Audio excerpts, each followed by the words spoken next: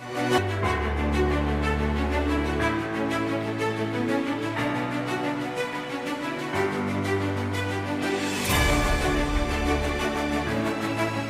everyone to the Pulse of East Providence with Mayor Bob DaSilva.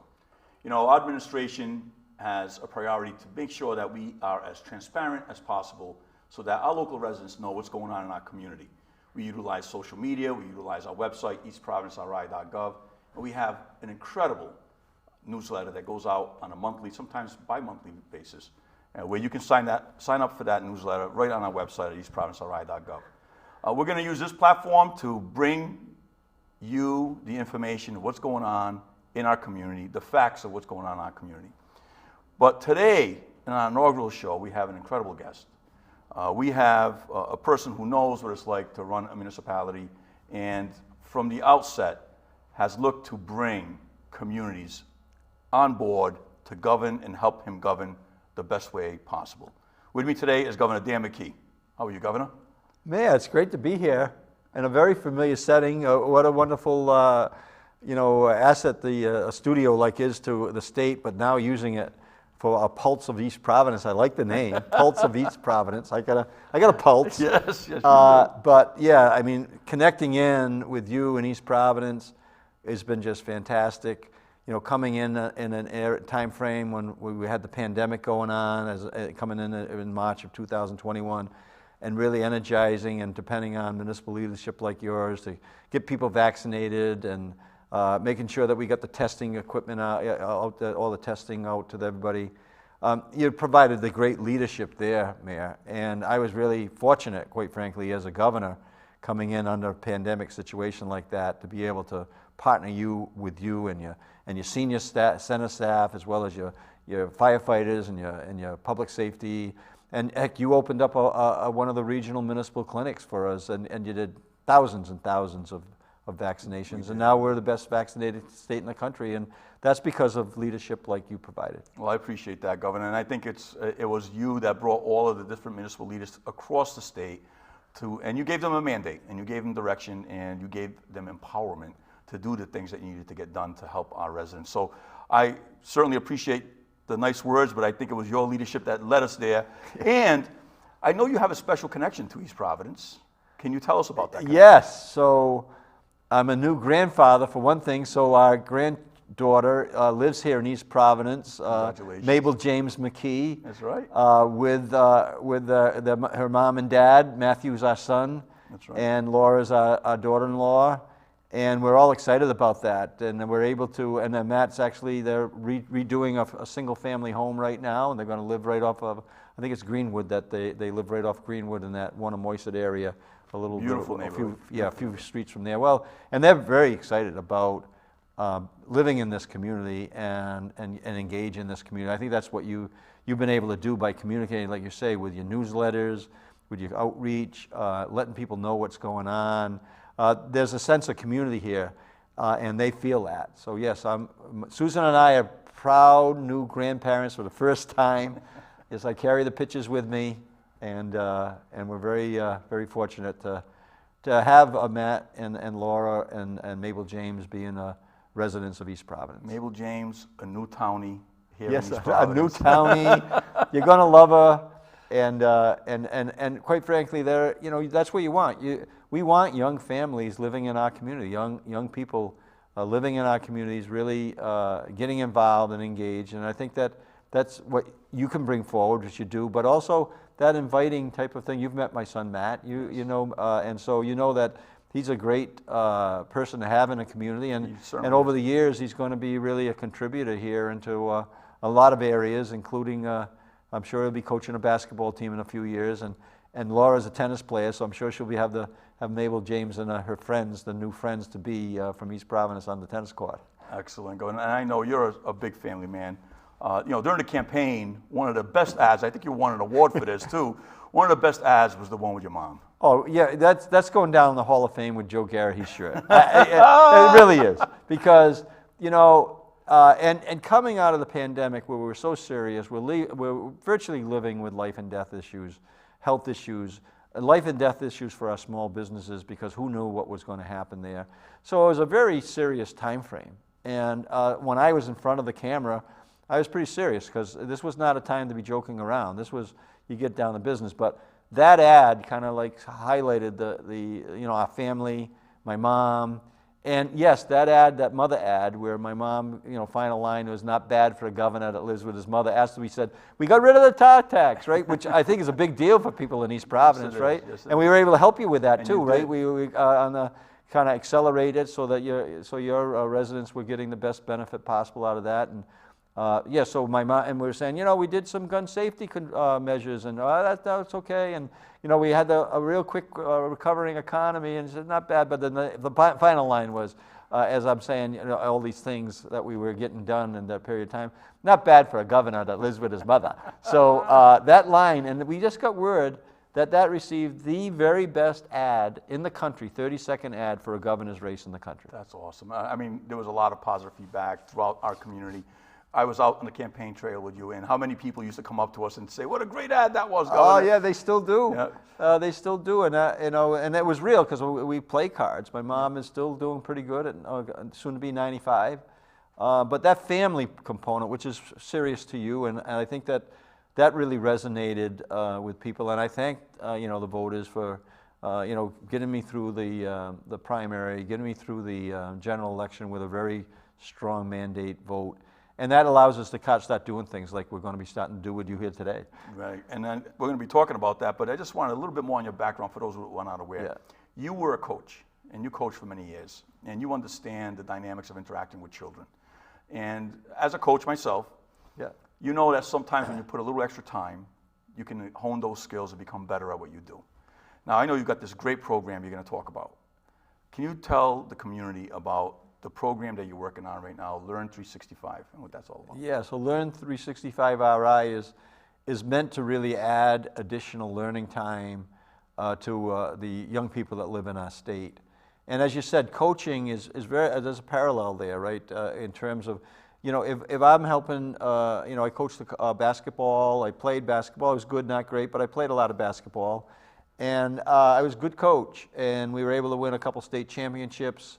We went to 4 national tournaments. We played in the very best invitational tournament in the last year of that AAU program in North Carolina at Duke University, North Carolina State, and University of North Carolina, and played with the top 64 teams in the country, and we played right in the middle of that. So, but when you're actually coaching, the better we got at foul shooting, the more games we won. So John Wooden, which was one of my, certainly mentors from a distance, he would spend 20% of his offensive practice time on shooting foul shots. And so the more time you spend, but if you got to do it correctly, so you got to hold the ball properly. You got to have your eyes on the rim. You got to have your elbow in. You got to, you have to have the follow through so you get in the rotation. So that we're talking about the same thing in learning. So we've set a goal in the state of Rhode Island to meet or exceed Massachusetts levels on our outcomes in math and reading by the end of the decade, by 2030. And to do that, we're going to take a real different look at learning, not just being in the 180 days in a normal school day, but 365 days a year. And our goal is to add 1 million hours of new learning time in the state of Rhode Island. So Learn 365 RI is established to meet that goal, to stick that landing, like John Kennedy did, when he said he was going to be on the moon by the end of the 60s, and he was back. So, going there and back. So we've set the goal. Now this Learn 365, we're going to empower mayors like yourself to actually facilitate the learning in their community. So we just did it in Bristol today with Steve Contente, the town administrator. And he had his superintendent there. He had a couple of nonprofits there. He had his, the college university president, Roger Williams, there. And what we're going to do is we're going to help coach go back to the coaching, right? Yeah. Coach the municipal leaders on how to actually take resources that we're going to be providing in addition to the resources they may already have that they can use in their community to make sure we're effectively putting in new learning time for the families, including Mabel James at some point in time, right? That's right. So that she'll get a benefit of that. And then partnering in with the municipalities, similar to what we did on the vaccination, we don't get to be the very best vaccinated state in the country without municipal leadership and without, like you say, direction coming from a governor's office that we can really partner together. Same thing here. We're not going to meet Massachusetts levels by the end of the decade unless we have municipalities really buy in, and then they create a culture in that community where in every household, education is a top priority every single day. And I've had the opportunity to sit in on some of your meetings to learn about the program. I think it's a fascinating concept. I think it's going to work. It's like when you want to take the sports analogy, if you make learning a new skill in a sport, especially for younger people, you make learning a new skill fun and engaging, yes, and you add extra time, it's going to get them to the levels that you're looking to get them at. And I think this is a great program, and we look forward to signing the compact a little bit later. Yeah, you'll be the third in the state, and that's going to qualify you for sharing in about $4 million that have appropriated for actually programs, and the municipalities that are engaged in the compact are going to get the benefit of those dollars to kind of create new programming or support current programming, because many of the communities have a very good out-of-school time frame learning strategies in place. The difference on this one is that we're going to be able to measure whether we actually improved our reading and math around the state, community by community, school by school. We're going to be able to measure that, because one of the goals is to increase attendance, to make sure that we're creating the importance in families that school attendance really matters. And then also the other piece, which working with RIDE and the Higher Ed Board with Shannon Gilkey and Commissioner Fontaine Green, they felt as though that the FAFSA application, which is makes you eligible for the Pell Grants and other financial aid, that we got to get the percentage of the FAFSA applications rising.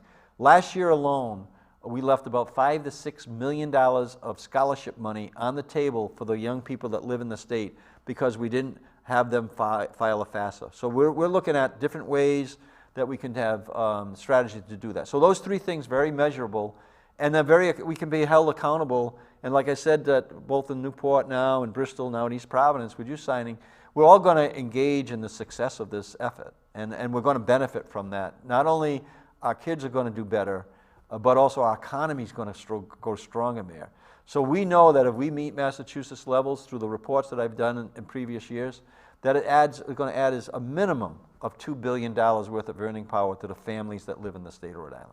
I find it exciting. I'm glad to be part of it. I know that I spoke to our superintendent. We're excited about working collaboratively on this.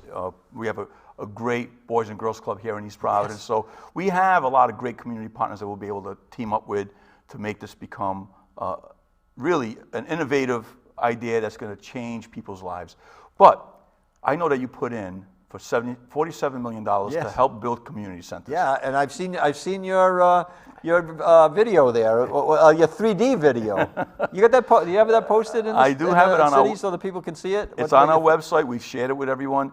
I mean, we are probably going to scale back. Yeah. There was a component of it. We're going to have a theater. Yeah. But I think with the rising interest rates and the cost of the project, we may scale back just on the theater. But the main core of the project that will support this program and others throughout the city is so important to our community, and I think it would help the success of this Learn 365 RI, because we would be building specifically new learning spaces outside of the school setting where the students and the community can come and take advantage of this new program, because we're one community that doesn't have a community center. Yeah, we don't have one. I love the vision. Yep. And besides the programming money, $47 million approved by the General Assembly last year on federal dollars that we're working our way through the U.S. Treasury Department for final sign-off. I think that we're in stage 2 of 3 stages. And then those dollars are going to get appropriated to communities who sign the document we're going to sign today, right? And you're going to be able to use those dollars towards that community center. And it fits perfect what you're just saying, because in order to qualify for those funds, right, we have to do 5 years commitment from the municipalities that they're focusing on education, yes, which is focusing on jobs and focusing on health. And all those things that you have mixed into that center that I've seen are going to really step up in a big way. And actually, you're going to be one of the leaders in the state on that. And then we're going to be continually supporting the individuals who sign these agreements. And we're going to be able to do that. And I said in my speech when we announced it in Newport that just like JFK said that we have to be smart about how we use our resources and our time, but they're going to land on the moon and come back safely before the end of the 60s. I'm going to do the same thing. So I've made a commitment that we're going to be smart about the way we invest our resources and our time, but I'm going to do whatever it takes to make sure that we're successful in meeting those goals that I've set for that happen before the end of the 2020s. Well, we're very excited about it, and I know that our community twice have voted to build a community center, and twice they were let down. So we're trying to get this thing done. I know with your help and with your guidance, we'll be able to launch this program and really make an impact on children's lives, the whole community's life. But there are some other great projects you're working on. You've been a great supporter of the city of East Providence, and you're a big supporter of offshore wind. And I know that you've been a champion when it comes to offshore wind, but there's also another component that when you're building out offshore wind, you need ports, you need port capacity. Yeah. And here in East Providence, we have probably one of the only pieces of undeveloped port space along the whole Northeast. And you've been very supportive of that project. It's called the South Key Marine Terminal Project. Yeah. You put $35 million in your budget last year, which was passed, and you put another $25 million into the budget this year. And I want to thank you for that support. We are working closely with the landowners and the nonprofit to move this project along. And like I said, if you want to say anything about the offshore wind industry and what you see happening in the future. Well, I think it's a major opportunity for our state. And to have a community like East Providence recognize that and take this piece of property that has not been used for 40, 50 years and use it, and it's designated as a port use, and bringing in partners like Don Law and others. I spoke to Don today, to really try to make something special happen here in East Providence. Not only on the entertainment, right, which that's exciting too. Which my daughter Kara, we haven't talked about Kara. As my family, Kara was on The Voice this year, and got the John Legend chair to turn. I'm not supposed to turn this chair, but that's exactly what happened with John Legend making the turn, and Kara actually has put a song together for Mabel James and her work. But yes, that music venue is going to be very special. Exciting. And we're making commitments to help with some of the infrastructure, right, to make that happen. And as you said, the $35 million I put in the budget last year was on a good relationship that you have with the General Assembly, being a former rep, and also the relationship that I'm building with our Speaker and the Senate President, meeting with them every single week during session, talking about the budget, talking about statutes that are favorable or ones that that I might not support. Really, that communication.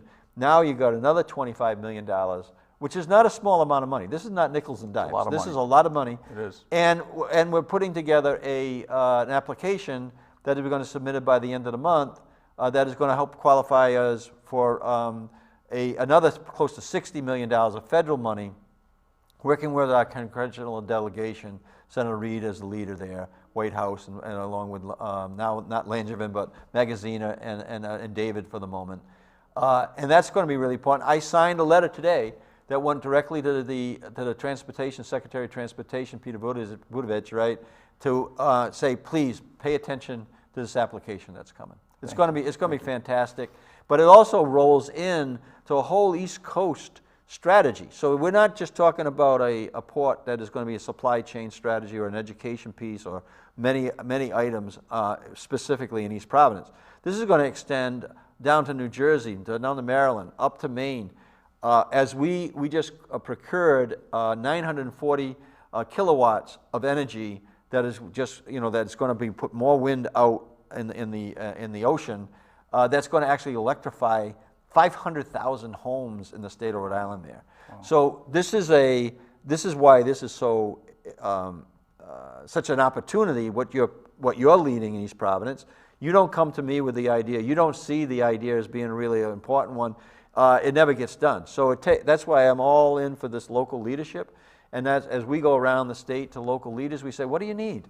And if I can figure it out, we want to make that happen. So we've appropriated surplus dollars 2 years in a row to that project. And that's good. And as a mayor, you're going to like surpluses. Yes. You know, I budget for break-evens when I was a mayor, and I manage for surpluses, because those surpluses, you don't have to borrow that money. That's right. And then you can use those dollars without having to do the debt service, as you said, right now with some interest rates that are accelerating. But so that South Key project, that's going to happen. And you mentioned an important component of that. It's the supply line. You're creating long-term jobs, high-paying jobs, but the supply line that comes along with it. When you're going to have other businesses move in. I mean, we've seen that happen here in East Providence with IGUS. They're expanding a $200 million expansion here in Rumford, and we had a company move in to a vacant facility to help support and supply IGUS. So when you get this port up and running, you're going to see that supply line. The people down the supply line will be moving into the state to help support the offshore wind industry that you have been a leader on. So we're very excited about that. I know another thing that you've been on the forefront on is affordable housing. Yeah. And we've been working closely, yourself and I, to meet some of those needs. Right now in East Providence, we have a really, I just want to mention a few of them. We have the Riverside Residences that we just broke ground on the other day. That's One Neighborhood Builders. Ivy Place, which is NeighborWorks. That's across from City Hall. They've started working the lot already. Sutton Place, that was one that you were at with me when we did. That's a great one. That's a great project, and that's they used state dollars to help preserve those properties, those residents, as affordable. And then the big one that we got going on right now is the former Johnson & Wales dormitory on Taunton Avenue. It's called Taunton Avenue Collaborative that we're getting ready to kick off that project. I know that they're looking for more funding. What can you tell me about some of the affordable housing programs that you have in line for the city, for the state? So Rhode Island has been very slow in producing housing. Unfortunately, over the last 20 years or more, we really trail our bordering states significantly and nationally. So I think it was wise to I put in an appropriation of $250 million from the federal dollars that we received in last year's budget, approved by the General Assembly, and we want to leverage those dollars out to $1 billion worth of housing as a good start towards where we need to go. East Providence is a leader. You actually are at about 10% or so of affordable housing, and to do more to make sure that we're providing the opportunities for young people as well as our seniors that might be coming out of the job market and those coming into our job market. We really want to focus on that. So the projects that you've been involved in, and now you're going to be working with Secretary Pryor, who's our new housing secretary, and he's very, very, very optimistic about working with all the communities, but East Providence in particular. So we're going to allocate those dollars in ways to help those projects and leverage those into significant amount of housing in the state, and East Providence is going to benefit from that. Well, thank you, Governor. Yeah. We look forward to seeing that project get off the ground.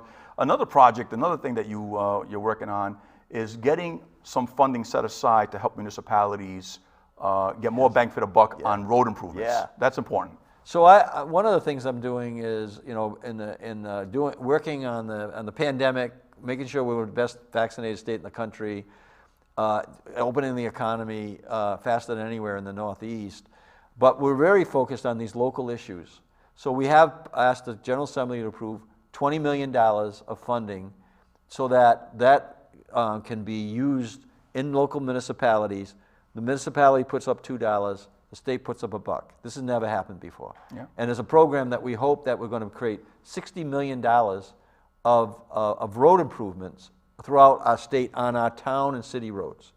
We're continually doing the work on the state roads. I came up 295 today, and they're actually they're paving the second half of that stretch from the Massachusetts line to Route 95. So we're going to continue to invest there, but that project there, I see there's a long-term investment. As long as we're able to run surpluses, we need to make sure we're investing in helping our local communities, because that a lot of times that's the last thing that gets cut in a budget. It's an easy one to cut. You know, if you got, I worked my way up to $400,000 or $500,000 a year on a budget for roads, and eventually the town council saw, well, there was a lot of pressure on there. But if they knew that there was a match, I think that the councils would be very, very strongly about, let's take advantage of that. We know there are communities right now that are creating their budget to take advantage of that, a piece of that $20 million. So I know one community's putting $1 million in, another community's put $500,000 in.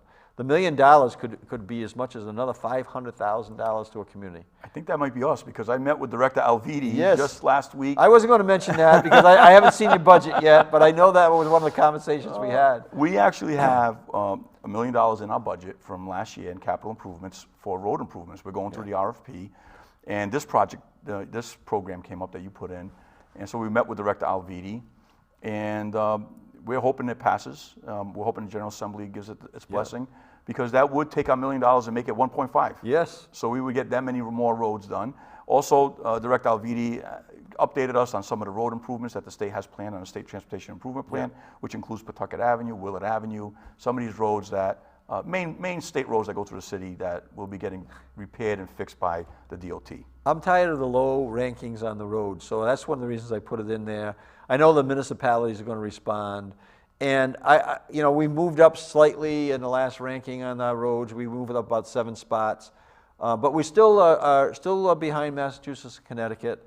And I want to make sure that, just like on education, that we're competitive with our neighbors, Massachusetts, Connecticut, just like we are on small business issues, but our infrastructure too. There's no reason that we can't be significant, very, very, very competitive, and there's no reason why we don't have, a better transportation system than we have currently. But you have to invest in it, and that's what we're doing, and invest in the communities to make it happen. Well, Governor, I'm being told we're close to running out of time, but I think it's important for us to sign. We got to sign this. We got to sign. I think we can. Can I have permission to turn the tape? Turn my chair? Of course. Yes. And we have a nice pen here, right, from my office. Yes, we do. And we like that. And I can sign my piece, and then you sign yours, and we'll exchange. Absolutely, Governor.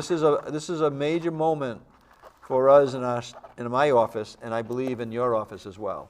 So we want exchange there? Yes, sir. This is wonderful. And it's on tape, too. I think this is great.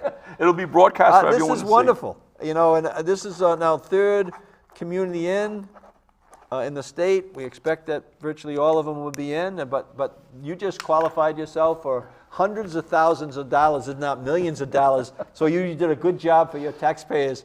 When we get the money for the facilities, I think that you're looking at $5 million or more. And then when you look at the programs that we're talking about, certainly a couple $100,000 that helps get that off the ground. So look at this.